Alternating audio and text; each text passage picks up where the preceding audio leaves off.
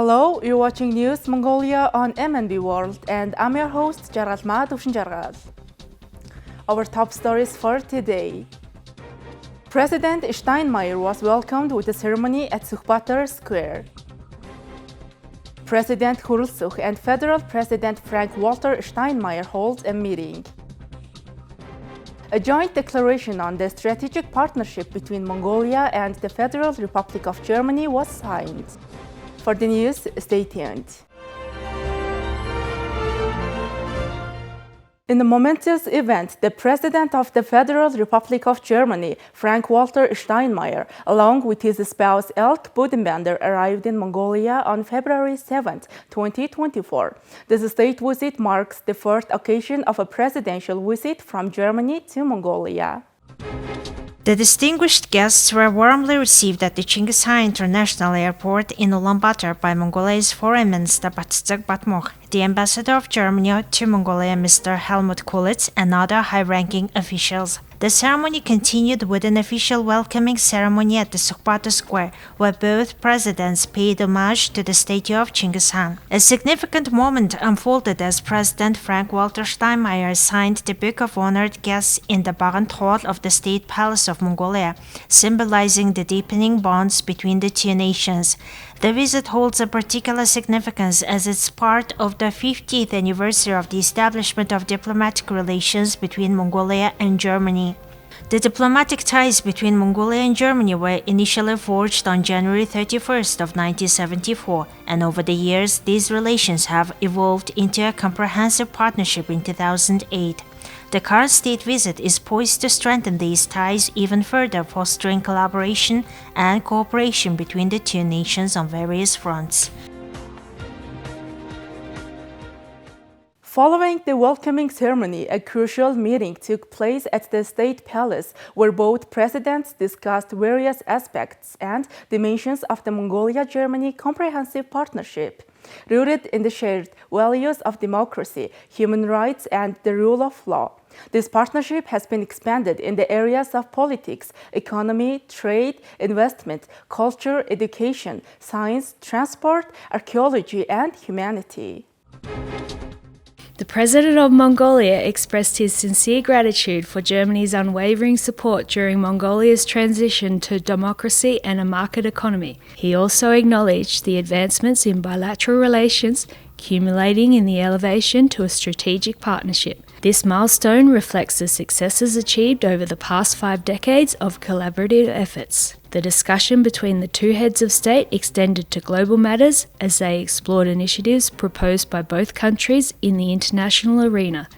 Committing to contribute to global efforts, the President emphasized addressing challenges such as climate change, desertification, and environmental degradation. As Mongolia and Germany further solidify their strategic partnership, this meeting marks a pivotal moment in the ongoing collaboration, fostering a shared commitment to addressing global challenges and deepening bilateral ties across various sectors. On February 7, 2024, the Foreign Minister of Mongolia, Batmokh Batsig, and the Minister of State, the Federal Foreign Office of Germany, Tobias Lindner, inked the joint declaration on the strategic partnership between Mongolia and the Federal Republic of Germany. Tobias Lindner.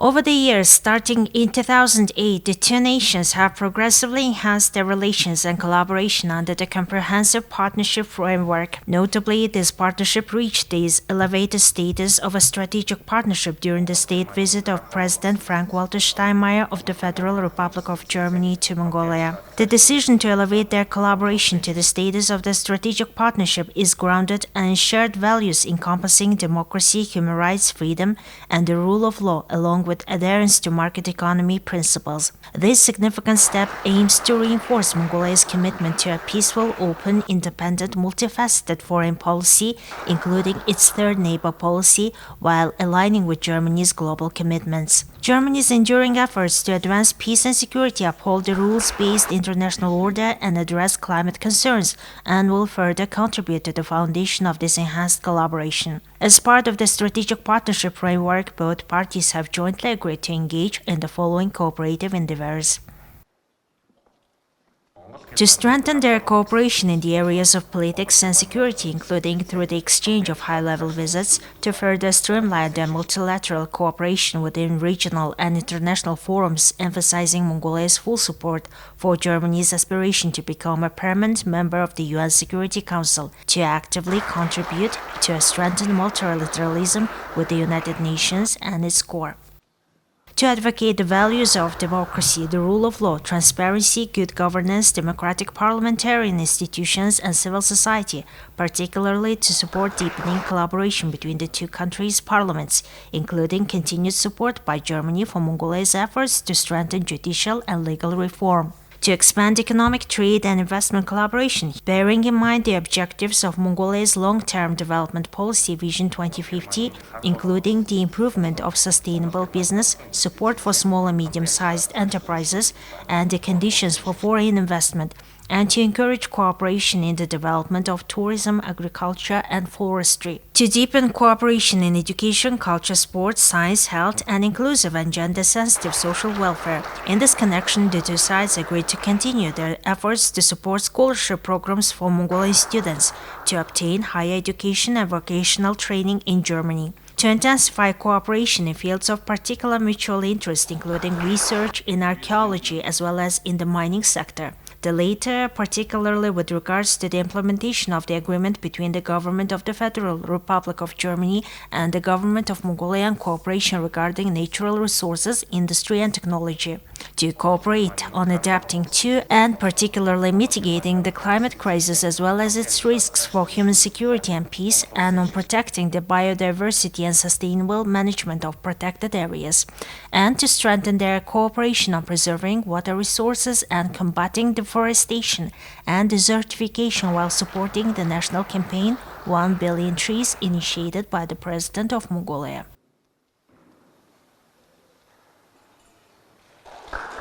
During the state visit, President Khurelsukh of Mongolia and Federal President Frank-Walter Steinmeier of Germany addressed the media in press briefing, highlighting the significance of their discussions. President Khurelsukh reciprocated by expressing Mongolia's profound regard for Germany as its third neighbor, emphasizing the close, trusted partnership and friendship shared between the two nations.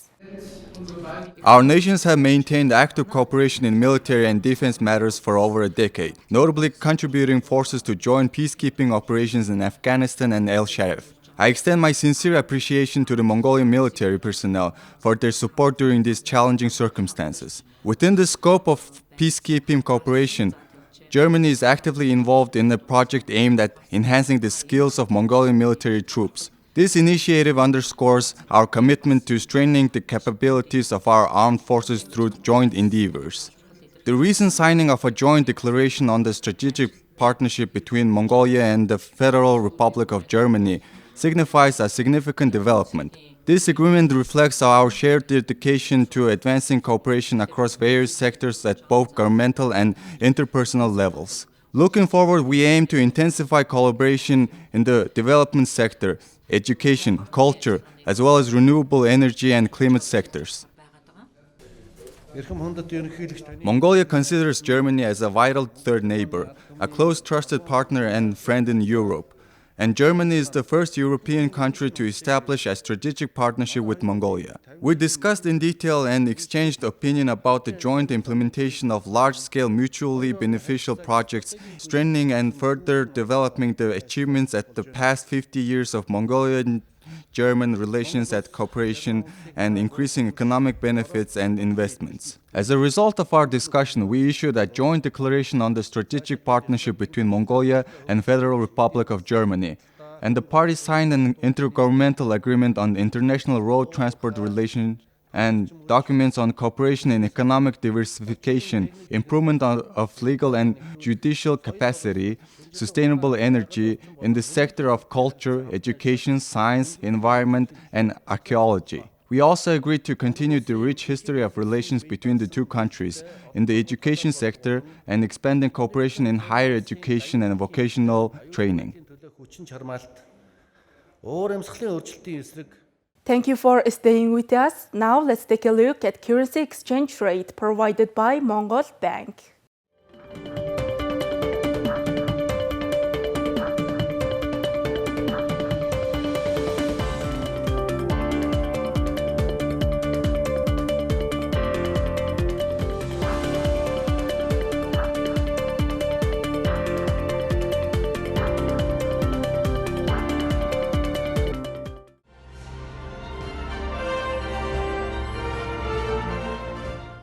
Next, our program will turn our attention to foreign news partnered with international news agencies.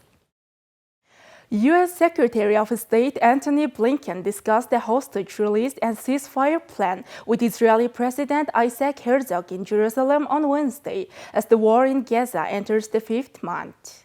The hostages are foremost. Israel remains deeply shaken by Hamas' October 7th attack, in which militants burst through the country's vaunted defenses and rampaged across southern Israel, killing some 1,200 people, mostly civilians, and abducting some 250, around half of whom remain in captivity in Gaza. The government of Israel. For us as well, the hostages are foremost on our minds and in our hearts. As you know, we now have a response from Hamas to the proposal that was put on the table.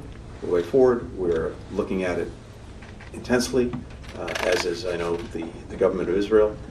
There's a lot of work to be done, but we are very much focused on doing that work and hopefully being able to resume the release of hostages that was interrupted so many months ago. I also very much appreciate your emphasis on the imperative of protecting civilians and providing humanitarian assistance to those in need. There are so many innocent men, women, and children who are suffering as a result of the attacks perpetrated by Hamas and now being caught in a crossfire of Hamas's making. We all have an obligation to do everything possible to get the necessary assistance to those who so desperately need it. And the steps that are being taken, additional steps that need to be taken, are a focus of my own meetings here as well. Blinken met with Israeli leaders on Wednesday after Hamas put forward a detailed plan for a new ceasefire and hostage release deal, but both sides remained dug in on task for elusive goals. Hamas laid out a three-phase plan to unfold over 4.5 months, responding to a proposal drawn up by the United States, Israel, Qatar, and Egypt. All hostages would be released in exchange for hundreds of Palestinians imprisoned by Israel, including senior militants, and an end to war. The proposal would effectively leave Hamas in power in Gaza and allow it to rebuild its military capabilities, a scenario that Israeli leaders have adamantly rejected. The deadliest round of fighting in the history of the Israel-Palestinian conflict has killed over 27,000 Palestinians, leveled entire neighborhoods, driven the vast majority of Gaza's population from their homes, and pushed a quarter of the population to starvation. Who so desperately need it. As tensions intensify with escalating threats from North Korea, residents of a South Korean border island fear for their safety. The North's recent firing drills near the disputed sea boundary earlier this year rekindled the villagers' old nightmares, the attack more than a decade ago. In 2010, North Korea fired dozens of artillery shells at Yeonpyeong Island, one of 5 South Korean islands in the Yellow Sea, killing 2 soldiers and injuring civilians. Song Young-ok, a 61-year-old resident in the island, said the North's continued provocations shake the fragile stability she had barely regained. The traces of shelling still remain scattered throughout the village. It is difficult for the villagers to separate their lives from worries about armed conflict. However, they strive to carry on with their daily lives, relying on their government to protect them. Well, that's all for today. Thank you for staying with us. We will see you tomorrow with more news and updates. Goodbye.